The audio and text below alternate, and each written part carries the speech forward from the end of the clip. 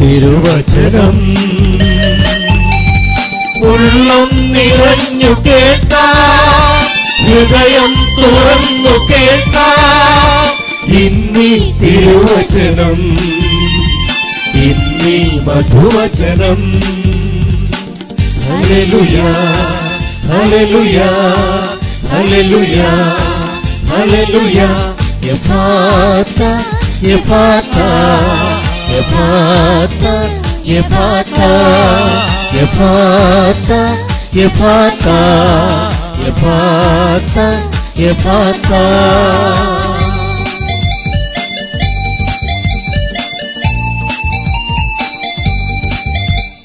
ചേതനയിൽ, ആത്മാവിൽ, സന്ധിബന്ധങ്ങളിൽ തുളച്ചു കയറി വിവേചനത്തിൽ അഗ്നിയൊഴുക്കുന്നു.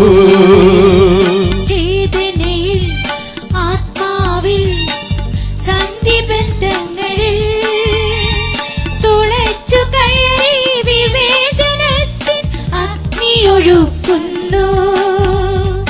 ഉള്ളം നിറഞ്ഞു കേൾക്കാം, ഹൃദയം തുറന്നു കേൾക്കാം. ഇന്നീ തിരുവചനം, ഇന്നീ മധുവചനം. എഫാത്ത, എഫാത്ത, എഫാത്ത, എഫാത്ത, എഫാത്ത, എഫാത്ത, എഫാത്ത, എഫാത്ത. സമാധാനം നിങ്ങളോട് കൂടെ. വിശുദ്ധ ലൂക്ക അറിയിച്ച നമ്മുടെ കർത്താവ് ഈശോ മിശിഹായുടെ പരിശുദ്ധ സുവിശേഷം അധ്യായം 2 41 മുതൽ 51 വരെ തിരുവചനങ്ങള്. യേശുവിൻ്റെ മാതാപിതാക്കന്മാർ ആണ്ടുതോറും പെസഹ തിരുനാളിന് ജെറുസലേമിൽ പോയിരുന്നു. അവന് 12 വയസ്സായപ്പോൾ പതിവനുസരിച്ച് അവർ തിരുനാളിന് പോയി. തിരുനാൾ കഴിഞ്ഞ് അവർ മടങ്ങിപ്പോന്നു. എന്നാൽ ബാലനായ യേശു ജെറുസലേമിൽ തങ്ങി. മാതാപിതാക്കന്മാർ അത് അറിഞ്ഞില്ല. അവൻ യാത്രാസംഘത്തിൻ്റെ കൂടെ കാണും എന്ന് വിചാരിച്ച് അവർ ഒരു ദിവസത്തെ വഴി പിന്നിട്ടു. ബന്ധുക്കളുടെയും പരിചയക്കാരുടെയും ഇടയിൽ അന്വേഷിച്ചിട്ട് കാണായികയാൽ യേശുവിനെ തിരക്കി അവർ ജെറുസലേമിലേക്ക് തിരിച്ചുപോയി. 3 ദിവസങ്ങൾക്ക് ശേഷം അവർ അവനെ ദേവാലയത്തിൽ കണ്ടെത്തി. അവൻ ഉപാധ്യായന്മാരുടെ ഇടയിലിരുന്ന് അവർ പറയുന്നത് കേൾക്കുകയും അവരോട് ചോദ്യങ്ങൾ ചോദിക്കുകയും ചെയ്യുകയായിരുന്നു. കേട്ടവരെല്ലാം അവൻ്റെ ബുദ്ധിശക്തിയിലും മറുപടിയിലും അത്ഭുതപ്പെട്ടു. അവനെ കണ്ടപ്പോൾ മാതാപിതാക്കന്മാർ വിസ്മയിച്ചു. അവൻ്റെ അമ്മ അവനോട് പറഞ്ഞു, മകനെ, നീ ഞങ്ങളോട് ഇങ്ങനെ ചെയ്തത് എന്ത്? നിന്റെ പിതാവും ഞാനും ഉത്കണ്ഠയോടെ നിന്നെ അന്വേഷിക്കുകയായിരുന്നു. അവൻ അവരോട് ചോദിച്ചു, നിങ്ങൾ എന്തിനാണ് എന്നെ അന്വേഷിച്ചത്? ഞാൻ എൻ്റെ പിതാവിൻ്റെ കാര്യത്തിൽ വ്യാപൃതനായിരിക്കേണ്ടതാണെന്ന് നിങ്ങൾ അറിയുന്നില്ലേ? അവൻ തങ്ങളോട് പറഞ്ഞത് എന്ത് എന്ന് അവർ ഗ്രഹിച്ചില്ല. പിന്നെ അവൻ അവരോടൊപ്പം പുറപ്പെട്ട് നസ്രത്തിൽ വന്ന് അവർക്ക് വിധേയനായി ജീവിച്ചു. അവൻ്റെ അമ്മ ഈ കാര്യങ്ങളെല്ലാം ഹൃദയത്തിൽ സംഗ്രഹിച്ചു. യേശു ജ്ഞാനത്തിലും പ്രായത്തിലും ദൈവത്തിൻ്റെയും മനുഷ്യരുടെയും പ്രീതിയിലും വളർന്നു വന്നു. നമ്മുടെ കർത്താവായ യേശുക്രിസ്തുവേ സ്തുതി. കർത്താവിലെ ഏറ്റവും സ്നേഹിക്കപ്പെട്ട ദൈവജനമേ, ഇന്ന് തിരുനാളുകളുടെ ഓർമ്മയിൽ വന്നിരിക്കുന്നവരാണ് നമ്മൾ. ഞാനിവിടെ വന്നപ്പോൾ പെട്ടെന്ന് തിരുനാളിനെ കുറിച്ചുള്ള ഓർമ്മയാണ് അച്ഛൻ്റെ മനസ്സിലേക്ക് പരിശുദ്ധാത്മാവ് തോന്നിച്ചത്. നിങ്ങളിൽ പലരും നമ്മുടെ മലബാറിലെ വലിയ തിരുനാളൊക്കെ കൂടി വെടിക്കെട്ടുമൊക്കെ കണ്ട് സന്തോഷിച്ചൊക്കെ വന്നിരിക്കുകയാണ്. ചിലർ തിരുനാൾ പ്രമാണിച്ച് ഇന്ന് ഈ ശുശ്രൂഷയിൽ പങ്കെടുക്കാൻ വരാത്തവരും ഉണ്ട് എന്ന് അച്ഛനറിയാം. അപ്പോൾ ഈ പെരുന്നാൾ ആഘോഷത്തിൽ പണ്ട് മുതലേ എല്ലാവർക്കും വലിയ താല്പര്യമാണെന്നാണ് തിരുവചനവും ഓർപ്പിക്കുന്നത്.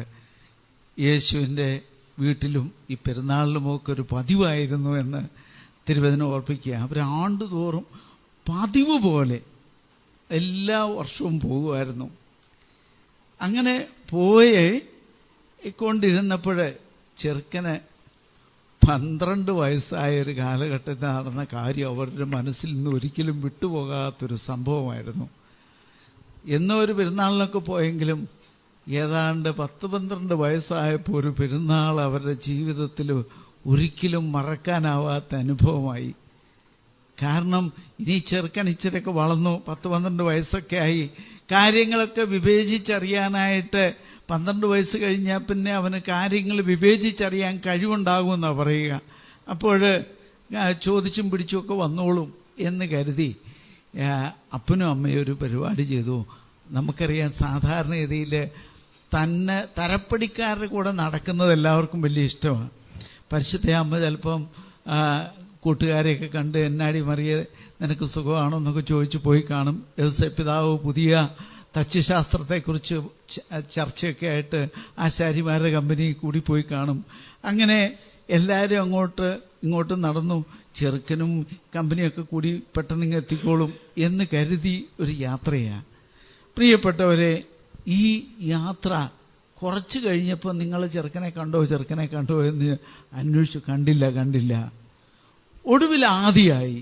നമുക്കറിയാം, ഈ ഒരു ദിവസം കാണാതിരുന്നപ്പോഴത്തേനും മാതാവിനും പിതാവിനും മകനെ കാണാതിരുന്നപ്പോൾ അസ്വസ്ഥതയായി. പിന്നീട് നമുക്കറിയാം, തിരിച്ചുപോയി അവർ.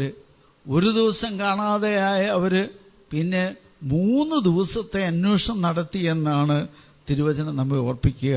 പ്രിയപ്പെട്ടവരെ, ഇതിന് വലിയൊരു അർത്ഥമുണ്ട്. നമ്മൾ പലപ്പോഴും ഈ ആഘോഷ തിമർപ്പിൻ്റെയൊക്കെ ഇടയ്ക്ക് ചിലപ്പം തമ്പുരാൻ കൂടെ ഉണ്ടെന്നങ്ങ് വിചാരിച്ച് ഒരു പോക്ക് പോകുന്നവരാണ്. നമ്മളും കൂടെ ഉണ്ടാകും. നമ്മൾ പലതും ചെയ്യുന്നത് ദൈവം കൂടെ ഉണ്ട് എന്നുള്ള ചിന്തയിലാണ്.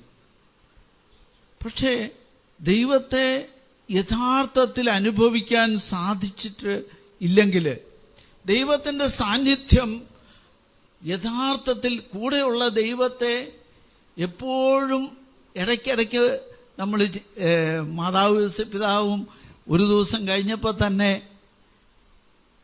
ചിന്തിച്ച് കണ്ടെത്തി. ചിലപ്പം നമ്മളൊക്കെ ദൈവം കൂടെ ഉണ്ടെന്ന് വിചാരിച്ചു 30 കൊല്ലവും 40 കൊല്ലമായിട്ട് ഇങ്ങനെ നടക്കുക, ആഘോഷങ്ങളിലും ഒക്കെ നടത്തി. പക്ഷേ ദൈവത്തെ കണ്ടെത്താത്ത മനുഷ്യൻ, അവൻ്റെ ജീവിതം നമുക്കറിയാം തീരെ പോക്ക. നമ്മുടെ ജീവിതം ദൈവത്തെ കണ്ടെത്തിയില്ലെങ്കിൽ, ജെറമിയായുടെ പുസ്തകത്തിൽ നമ്മൾ വായിക്കുന്നൊരു കാര്യമുണ്ട്. ജെറമിയായുടെ പുസ്തകത്തിൽ 15-ാമത്തെ അധ്യായത്തിൽ ഇങ്ങനെ പറയുന്നുണ്ട്, നമ്മൾ കാണുന്നുണ്ട്, ദൈവത്തിൽ പ്രത്യാശ അർപ്പിക്കാതെ ജീവിക്കുന്ന മനുഷ്യർ, അവന്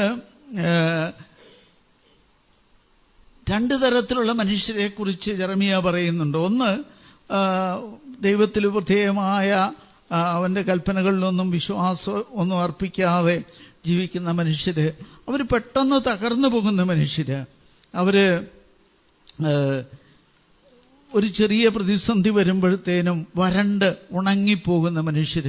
വേറെ ചിലർ നമുക്കറിയാം, ആറ്റുതീരത്ത് നട്ട വൃക്ഷത്തെ പോലെ എന്ത് പ്രതിസന്ധി വന്നാലും തകരാതെ പോകുന്ന മനുഷ്യരെ നമ്മൾ കണ്ടിട്ടുണ്ട്. നമുക്ക് ഏതെങ്കിലും പ്രതിസന്ധിയും ചെറിയൊരു രോഗം വരുമ്പോൾ, ചെറിയൊരു സഹനം വരുമ്പോൾ തകർന്നു പോകുന്ന മനുഷ്യർ നമ്മുടെ സമൂഹത്തിൽ ഇന്ന് ഒത്തിരിയുണ്ട്.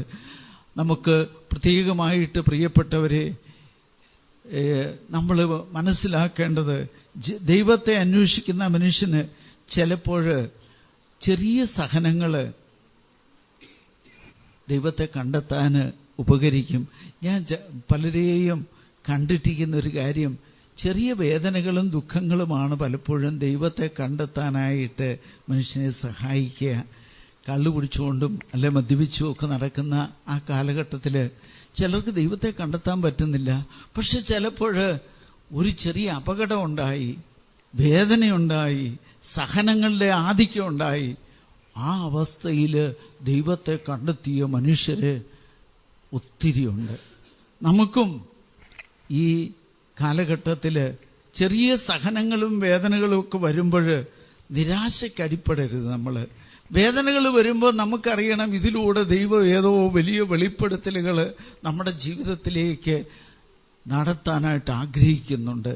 അതുകൊണ്ട് ഒരു സഹനം, ഏതോ വലിയ ഒരു പരീക്ഷ നമ്മളെ ജീവിതത്തിൽ പുതിയൊരു വളർച്ചയിലേക്ക് ദൈവം കൊണ്ടുവരുന്നതാണെന്ന് തിരിച്ചറിയാൻ സാധിക്കണം. അല്ലെങ്കിൽ ഒരു ചെറിയ 1-ാം ക്ലാസ്സിൽ പരീക്ഷ എഴുതുമ്പോൾ അയ്യോ ഭയങ്കര ബുദ്ധിമുട്ടായി, ഇനി ആകെ ബുദ്ധിമുട്ടാണെന്ന് കരുതി പരീക്ഷ എഴുതാതിരുന്നാൽ നമുക്കറിയാം 2-ാം ക്ലാസ്സിലേക്ക് പ്രവേശനം കിട്ടുകയില്ല.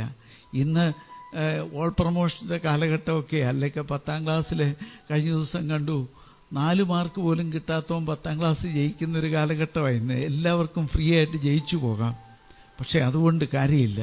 നമുക്ക് യഥാർത്ഥത്തിൽ നല്ല വിജയം നേടിയില്ലെങ്കിൽ നമ്മൾ ഒരിടത്തും അംഗീകരിക്കപ്പെടുകയില്ല. അതുകൊണ്ട് നമുക്ക് കൂടുതൽ ആറ്റുതീരത്ത് വളരുന്ന വൃക്ഷം പോലെ അവിടെ ഏത് വിഷമം വന്നാലും, എത്ര വലിയ വരൾച്ച വന്നാലും അതിൻ്റെ ഇലകൾ തളർന്നു പോകാതെ വാടിപ്പോകാതെ നിൽക്കുന്നത് പോലെ നിരന്തരമായി ദൈവത്തിൽ ആശ്രയിക്കുന്നവന് ഏത് പ്രതിസന്ധി ഉണ്ടായാലും തകരാതിരിക്കും. പിന്നെ അവന് അന്വേഷിക്കേണ്ടത് എവിടെയാണ് എന്ന് ഇന്ന് തിരുവചനം നമുക്കറിയാം. ആദ്യം കൂട്ടുകാരുടെ ഇടയിലൊന്നും അന്വേഷിച്ചിട്ട് കണ്ടെത്താതെ വന്നപ്പോൾ ഈശോയെ അന്വേഷിക്കേണ്ട സ്ഥലത്ത് അവരന്വേഷിച്ചു, ദേവാലയത്തിൽ അന്വേഷിച്ചു, അവിടെ കണ്ടെത്തി. നമ്മളും പ്രതിസന്ധികളിൽ നമ്മൾ അതിലേയും തേടിപ്പോയാൽ, ചിലപ്പോൾ കൂട്ടുകാരുടെ അടുത്ത് പോയാൽ പ്രശ്നങ്ങൾ പരിഹരിക്കാമെന്ന് വിചാരിച്ചു പോയാൽ നമ്മൾ വീണ്ടും വീണ്ടും തകർന്നു പോയിക്കൊണ്ടിരിക്കും. കുരുടരെ വഴി നടത്തിയാൽ ഇരുവരും കുഴിയിൽ വീഴുമെന്നുള്ള കാര്യം കർത്താവ് നമുക്ക് പറഞ്ഞു തന്നിട്ടുണ്ട്. ചിലരിങ്ങനെയാണ്, എന്തെങ്കിലും പ്രശ്നം വരുമ്പോൾ പരിഹരിക്കാൻ വേണ്ടി മദ്യ കൂട്ടുകാരുടെ കൂടെ കൂടും. ചിലർ വേറെ ഏതെങ്കിലും കുറച്ചുകൂടെ പണം ഉണ്ടായാൽ സുഖമാകുമെന്ന് കരുതി അതുണ്ടാക്കാനുള്ള വ്യാജമാർഗങ്ങളിലൂടെയൊക്കെ പോകും. അതൊന്നും സ്വസ്ഥത കിട്ടുകയില്ല. വിശുദ്ധ അഗസ്തീനോസ് ഈ ലോകത്തിൻ്റെ സുഖങ്ങൾ മുഴുവൻ തേടിപ്പോയിട്ട് ഒടുവിൽ അദ്ദേഹം പറഞ്ഞൊരു കാര്യം നമുക്കെല്ലാം ഇടയ്ക്ക് ഓർക്കുന്നത് നല്ലതാണ്. എന്താ അദ്ദേഹം പറഞ്ഞു? വിശുദ്ധ അഗസ്തീനോസ് പറഞ്ഞൊരു കാര്യമുണ്ട്, ദൈവമേ, നീ ഞങ്ങളുടെ ആത്മാക്കളെ അവിടുത്തേക്കായി സൃഷ്ടിച്ചത് അത് അങ്ങിൽ വിലയം കൊള്ളുന്നതുവരെ എപ്പോഴും അസ്വസ്ഥമായിരിക്കുമെന്ന്. നമുക്കൊക്കെ ഈ ലോകത്തിൻ്റെ എന്തെല്ലാം കിട്ടിയാലും അതൊന്നും പൂർണ്ണ സുഖം തരികയില്ല. ഭക്ഷണത്തോടുള്ള ആശ നമുക്കുണ്ട്. പക്ഷെ എത്ര നല്ല രുചികരമായ ഭക്ഷണം കഴിച്ചാലും നമ്മൾ മടുത്തു പോകും. നമുക്ക് വസ്ത്രത്തോട് ചിലപ്പോൾ ആഗ്രഹം തോന്നാം. നമുക്ക് എത്ര നല്ല വസ്ത്രം ഇട്ടാലും കുറച്ച് കഴിയുമ്പോൾ ആ വസ്ത്രവും പഴകിപ്പോകും. എന്നാൽ നമുക്കറിയാം, ദൈവത്തിൻ്റെ സന്നിധിയിൽ അവിടുത്തെ സ്നേഹം അനുഭവിക്കാൻ സാധിക്കുന്ന മനുഷ്യർ എപ്പോഴും അവർക്കും പ്രയാസം ഉണ്ടാകുകയില്ലെന്നല്ല എന്നാൽ പൂർണ്ണമായും അവർക്ക് നിരാശയ്ക്കടിപ്പെടാതെ ജീവിക്കാനായിട്ട് സാധിക്കും. നമുക്ക് പ്രത്യേകമായിട്ട് ഈ പുതുവത്സരത്തിൽ ചെറിയ ചെറിയ വേദനകളൊക്കെ നമ്മുടെ ജീവിതത്തിൽ വന്നു പോയിട്ടുണ്ടെങ്കിൽ അതിനെ ഓർത്ത് നിരാശപ്പെട്ടു പോകുന്നവരാകാതെ, നമ്മുടെ ജീവിതത്തിൽ യേശു ഏതെങ്കിലും വിധത്തിൽ നമ്മുടെയൊക്കെ ജീവിതത്തിൽ നഷ്ടപ്പെട്ടു പോയിട്ടുണ്ടെങ്കിൽ നമുക്ക് നഷ്ടപ്പെട്ടു പോയ യേശുവിനെ നമ്മുടെ ഹൃദയത്തിൻ്റെ അന്തരാളങ്ങളിൽ അവിടുന്ന് വസിക്കുന്നുണ്ടെന്ന യാഥാർത്ഥ്യം തിരിച്ചറിഞ്ഞ് നമുക്ക് നമ്മുടെ ഉള്ളിൽ വസിക്കുന്ന ആ ദൈവ ചൈതന്യത്തെ ഒരിക്കൽ കൂടി കണ്ടെത്തി അവൻ്റെ ആ സ്നേഹം അനുഭവിച്ച് നിരന്തരം അവനോടൊപ്പം യാത്ര ചെയ്യുന്ന വ്യക്തികളായി നമുക്കൊക്കെ